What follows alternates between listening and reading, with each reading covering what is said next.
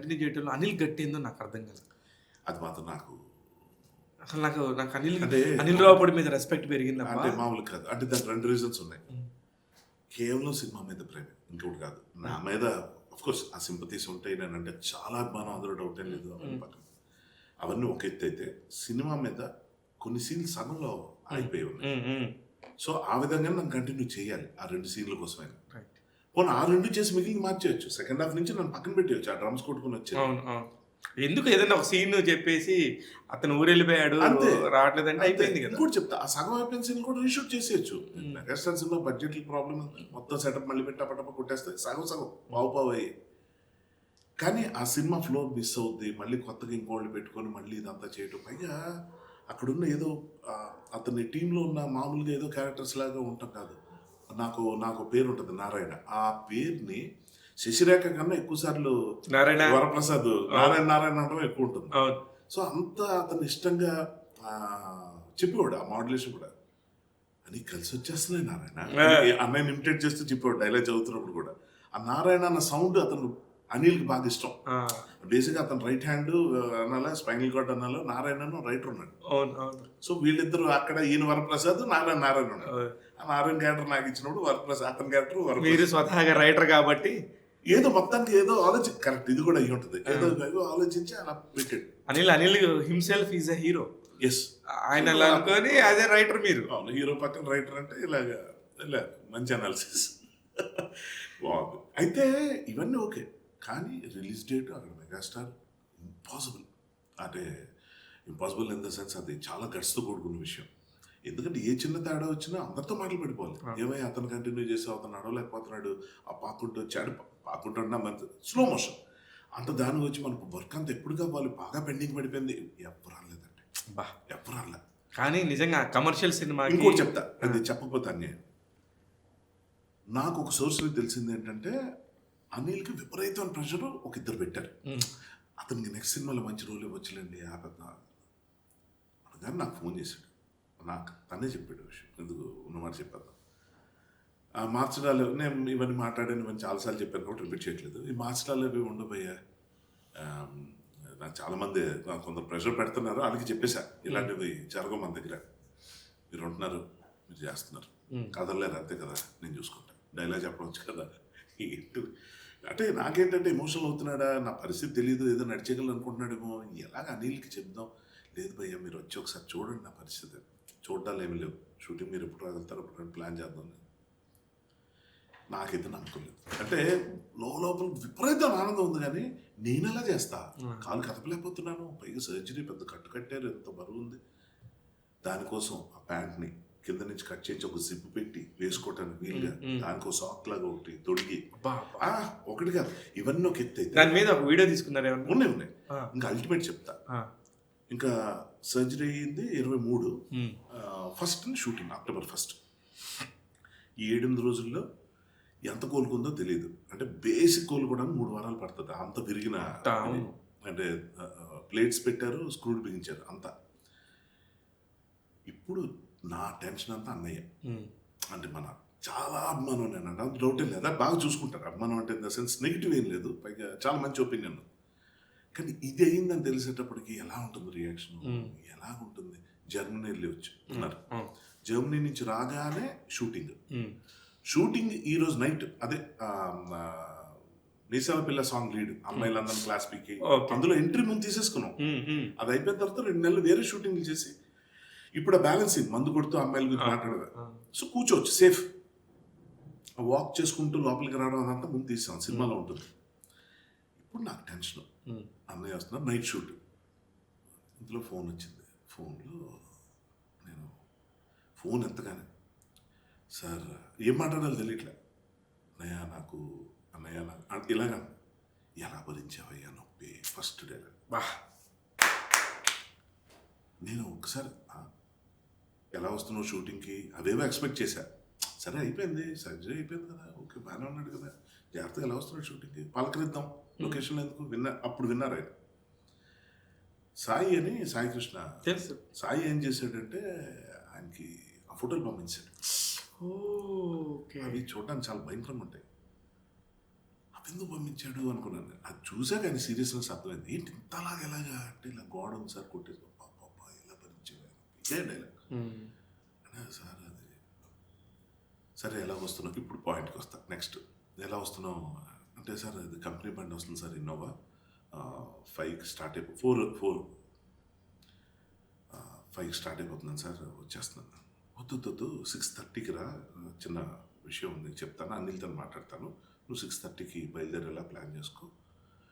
విషయం ఏంటంటే, ఒక ఎస్యూవి వెహికల్ ఆయన పర్సనల్, దానిలో వెనక 4 సీట్లు తీయించేసి అంటే ఓపెన్ అప్ చేసి, ఆ ఓపెన్ ప్లేస్లో వీల్ చైర్ వచ్చేలాగా ఒక ర్యాంప్ పెట్టి నాకు వీల్ చైర్ పంపించి, ఫ్రెష్గా ఓ వీల్ చైర్, ఇవేం అదే లేవు, నేనేదో వాకర్ పట్టుకొని వెళ్ళే కార్యక్రమం ఇలా అనుకుంటున్నా.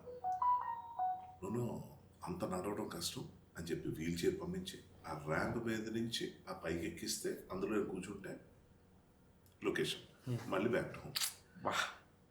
నేను షాక్. సార్ అవన్నీ ఇప్పుడు ఎందుకండి, ఏంటిది అన్న. ఉన్నారు సార్, నీకు ఆ వెహికల్ నీకు పూర్తిగా తగ్గదు, నీ దగ్గర ఉంచేసుకో, వీల్ చైర్ వెహికల్ అవన్నీ యూజ్ ఇట్. సో ఆయన అన్నది ఏంటంటే, నేను ఇంకా అన్నయ్య ఏంటిది అంటున్నా అంటే, ఆ వెహికల్ నీ దగ్గర ఉంచేసుకో, ఎంత కలవంతే అంత కాలం. నువ్వు షూటింగ్ రావడమే కాదు, హాస్పిటల్కి రివ్యూస్కి వాటికి వెళ్ళాలి కదా, అప్పుడు కూడా వేరే పనులు ఏమైనా ఉంటాయా బయటికి, ప్రతి దానికి ఆ వెహికల్ వాడుకొని కంఫర్టబుల్గా ఉంటుంది. ఆయనకి ఏం అవసరం నిజంగా కూడా. నా గొడవ ఏదైనా పడి వస్తా, డైరెక్టర్ ఏదో ఒప్పేసుకున్నాడు, ఆయన ఏదో చేస్తానన్నాడు, ఆర్టిస్ట్ ఏదో వస్తానన్నాడు, ఈయన లైట్ తీసుకోవచ్చు అంటే మంచిగా మాట్లాడి వదిలేయచ్చు. ఎంత కన్సర్న్ అంటే, లొకేషన్కి వచ్చినప్పుడు ఇంకా లొకేషన్లో చెప్పాలి. చాలా సందర్భాల్లో నాకేంటంటే, ఒక స్కూటర్ ఉంటుంది, వీడియో పంపిస్తాను, చూసాను, నేను చూసాను, హ్యాండిల్ లాగా ఉండి ఇలా ఉండి కింద కూర్చునే ప్లేస్లో ఒక కుషన్ ఉంటుంది, అది కూర్చోడానికి కాదు, కాళ్ళు ఇలా ఫోల్డ్ చేసి పెట్టుకోవచ్చు, మోకాళ్ళు పెట్టి ఇలా మోకాళ్ళ మీద పెట్టుకోవచ్చు. మోకాళ్ళ దానివల్ల ఏమవుతుందంటే, కాలు బరువు కిందకి వెళ్ళదు, ఈజీగా నడవచ్చు. వాకర్ పెట్టి ఎన్ని జంపులు చేస్తే ఇక్కడి నుంచి అక్కడికి వెళ్తాం. అలాంటిది ఇల్లంతా తిరిగేసేవాడిని, అది వేసుకుని జుమ్ అది భలే దొరికింది నాకు. సో ఇదేంటి పాయింట్, అక్కడికి వచ్చాక అది పట్టుకొని దిగేటప్పుడు అది ఎక్కడం, వీల్ చైర్ నుంచి ఇవన్నీ. కొన్ని సందర్భాల్లో ఆయన వచ్చి భుజం ఊతెచ్చి నన్ను లేపి, నాకు ఈ కళ్ళలో నీళ్ళు వచ్చేవి, అన్న ప్లీజ్ అంటే ఇవన్నీ ఆయనతో అక్కడ ఎవరు మెగాస్టార్, మనం చిన్నప్పటి నుంచి చూసిన ఒక అద్భుతమైన ఆల్మోస్ట్ ఒక డెమిగాడ్ లాంటి పర్సన్. నాకు ఇప్పుడు ఆరాధన భక్తి అవన్నీ ఒక ఎత్తు, నాకేంటంటే ఆయనకన్నా ఒక సుపీరియర్ ఫీలింగ్ నాకు. ఈయనకి నా అంత ఫ్యాన్, అసలు తిరుగులేని ఫ్యాన్ నేను అన్న. ఈ జెస్చర్స్తో ఈ యాక్టివిటీస్తో ఆయన నన్ను ఎంత చేశారు. చిన్న పిల్లాడిని ఎత్తినట్టు దా అని చెప్పి మధ్యలో ఎక్కడైనా షార్ట్ కరెక్ట్గా సైకిల్ తీస్తారు, షార్ట్ రోల్ కెమెరా అసిస్టెంట్ వీరుగడ్ వచ్చి లాగేస్తాడు అది సైకిల్. అప్పుడు కాలు జాగ్రత్తగా అలా పెట్టాలి, అభినవ్ వెనకాల అలా పెట్టాలి జాగ్రత్తగా. ఈయన వచ్చి ఆ సైకిల్ తీసేటప్పుడు ఈయన దన్నిచ్చి నాకు ఇలా వచ్చి నిల్చొని ఎన్ని రోజులు 50 రోజులు, అస్సలు 50 రోజులు, అదే 30 రోజులు, వాటెవర్ 3 రోజులైనా చాలా ఎక్కువ. అసలు నేను అన్మ్యాచబుల్ సార్, ఇంతంత కాదు. ప్రతి దాంట్లో రోజు వచ్చి ఫస్ట్ అడిగే క్వశ్చన్, ఎక్కడా మనోడు అంటే, సార్ అంత ఓకే కదా, బాగుంది, రాగానే అందులో మళ్ళీ ఇది అదే అనిపిస్తుంది.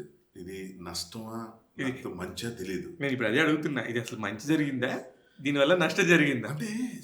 ఇప్పుడు ఇది చాలా జెన్యున్ క్వశ్చన్ ఇది. ఎందుకంటే అన్ని బాగున్నప్పుడు అందరూ బాగుంటాం. నాది వైరల్ అండ్ రీల్లో డైలాగ్ ఇది, వన్ హ్యాస్ టు ఫెయిల్. ఎందుకంటే ఒకసారి పడితేనే తెలుస్తుంది మనకి అయినోళ్ళు ఎవరో, శత్రువులు ఎవరో, అయినోళ్ళు ఎవరో, లేకపోతే ఎలా తెలుస్తుంది. సో మనకి అన్ని బాగున్నప్పుడు అందరూ బాగుంటారు, ఏదైనా చిన్న తేడా వచ్చినప్పుడు తెలుస్తుంది. ఇదే రీల్లో డైలాగ్. అది ఏదో ఎవరిని ఉద్దేశం చెప్పాను అనుకున్నాను, చుట్టూ తిరిగి నాకే అది నా పాట నేర్పించే లైన్ అవుతుంది. నా జీవితంలో అదే వన్ హ్యాస్ టు ఫెయిల్, అది గుర్తొస్తుంది నాకు. ఒకసారి వన్ హ్యాస్ టు ఫాల్ అనాలేమో ఇప్పుడు నేను. ఖాళీ తర్వాత అయినా ఇది మన ఫ్రెండ్స్ అనుకున్న వాళ్ళు ఎలా మనం డిస్కనెక్ట్ అయిపోయి, సినిమా కోసం అవతల భయపడి ఉద్రబాబు ఈ కాలు వేసుకుని మనిషి చేయలేడు వెళ్ళిపోతా అనుకుని ఏ తప్పు లేదు శివ. నేను ఆనెస్ట్గా చెప్తాను, ఎవరు మన కోసం ఎందుకు ఆగాలి. అసలు అనిల్ ఎందుకు చేశాడు నాకు అర్థం కావట్లా, చేసినోడు ఎందుకు చేశాడు అనుకోవట్లేదు, వెళ్తున్నాడు ఎందుకు వెళ్ళాడు అని నేను అనుకుంటా. వెళ్ళిపో మంచిదే, నా కర్మగానే ఇది వచ్చింది. కానీ ఇక్కడ నేను అర్థం చేసుకోవాల్సింది కర్మ కాలటం కాదు. ఇప్పుడు మనకు తెలియాల్సింది ఏంటంటే, రన్నింగ్లో ఉన్న సినిమా పెద్ద స్టార్ సినిమా నన్ను ఏమీ కాకుండా మార్చేయచ్చు. స్టార్ట్ అవ్వని సినిమా నా కోసం ఆగొచ్చు. కరెక్ట్. చాలా రీజన్స్ ఉన్నాయి. ఎందుకంటే నేను ఆగిన సినిమాలు ఉన్నాయి కొన్ని. Right. వాళ్ళకి ఏదో కుదరక డబ్బులు గిబ్బులు అవన్నీ కుదరక అది నాకు కొట్టేసింది. నేను దానికి బాధపడుతున్నా. నేను ఆగిన సినిమా ఒకటి ఉంది. దానికోసం నేను చాలా ఆగి వెయిట్ చేసి లేదు ఆ సినిమా మనం ఉంటే చాలా హెల్ప్ అవుతుంది అని వాళ్ళు అంటే అది నిజం అనుకొని ఇదంతా చేసి ఇలా విరిగిన తర్వాత మళ్ళీ నువ్వు ఎప్పుడు నాడగలకపోతే ఆగుదామా లేకపోతే కష్టమైపోతుంది అది ఏమనకుండా ఫట్ డెసిషన్ టేకెన్ అయిపోయింది. అది ఎంత పెద్ద సినిమా కాదు. ఈ సినిమాతో పోల్చకూడదు కానీ పోలిస్తే నథింగ్. పోల్చకుండా ఒక సినిమాలాగా చూడాలి కాబట్టి ఎక్కడైనా మనకి వర్కే.